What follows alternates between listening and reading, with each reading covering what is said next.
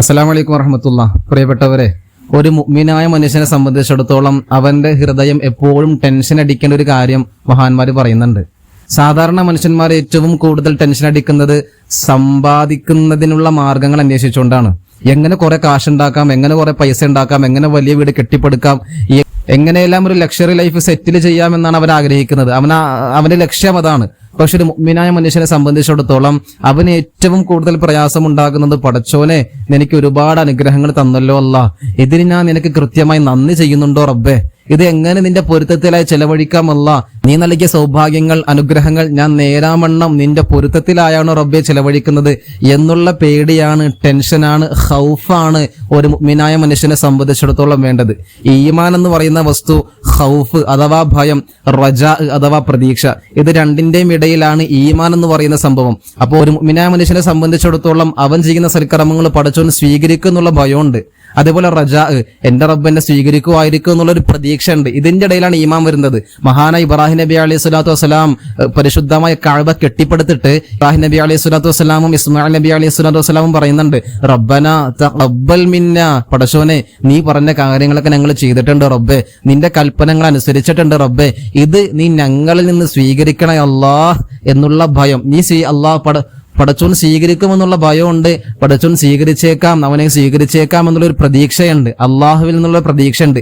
ഇങ്ങനെയാകണം വിശ്വാസി. അപ്പോൾ നമ്മൾ പ്രത്യേകമായി ശ്രദ്ധിക്കേണ്ട മറ്റൊരു കാര്യമാണ്, നമ്മൾ കുറേ സമ്പാദിക്കുന്നതിനേക്കാൾ പ്രധാനമാണ് സമ്പാദിച്ചത് പടച്ചവന്റെ മാർഗത്തിലായി ചിലവഴിക്കുക എന്നുള്ളത്. ഇന്നിപ്പോ പല യൂട്യൂബ് ചാനലുകളും പല ലോട്ടറി പോലുള്ള പരിപാടികളും ഇങ്ങനെ കുറേ നടക്കുന്നുണ്ട്. എന്റെ പ്രിയപ്പെട്ടവരെ, നമ്മളെ ആശ്രയിച്ച് ജീവിക്കുന്ന നമ്മുടെ പ്രിയപ്പെട്ട ഭാര്യ, നമ്മുടെ മക്കള്, നമ്മുടെ ഉമ്മയും ബാപ്പയും, ഇവരെ കൊണ്ട് ഹറാമ് തീറ്റിച്ചിട്ട് അവരുടെ ദുആക്ക് ഉത്തരമില്ലാതെ നിങ്ങൾ ആക്കരുത്.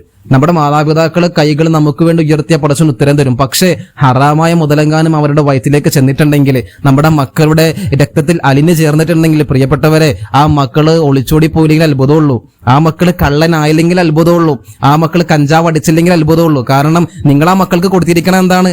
പടച്ചോൻ പൊരുത്തപ്പെടാത്ത മുതലാണ്. അപ്പൊ പടച്ചോൻ പൊരുത്തപ്പെടാത്ത മുതല് വയറ്റിലേക്ക് എത്തിയ ഒരു കുട്ടിയിൽ നിന്ന് പടച്ചോൻ പൊരുത്തപ്പെട്ട കാര്യങ്ങൾ ഉണ്ടായാലാണ് അത്ഭുതം.